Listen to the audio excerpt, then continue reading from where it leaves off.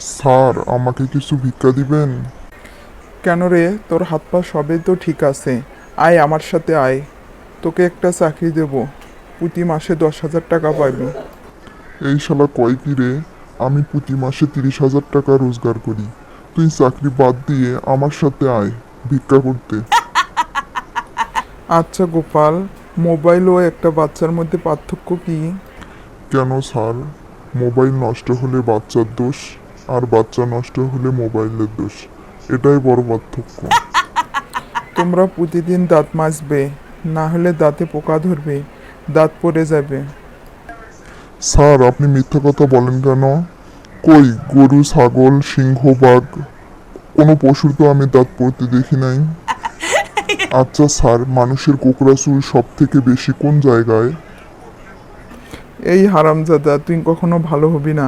তুই খালি আমায় উল্টাপাল্টা প্রশ্ন করিস।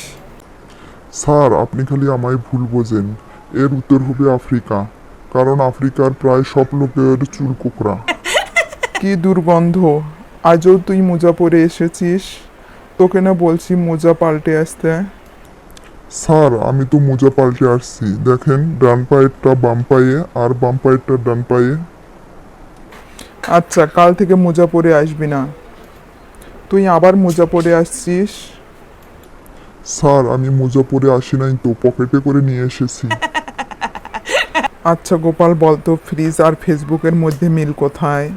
দুইটাতেই কিছু থাক বা না থাক, শুধুই খুলে দেখতে মন চায়। আচ্ছা গোপাল, বলতো পৃথিবীর সব থেকে বজ্রপাত কোন জায়গায় বেশি হয়? কেন স্যার, কলকাতায় হিন্দি সিরিয়ালে। এরকম ভিডিও পেতে চ্যানেলটি সাবস্ক্রাইব করুন।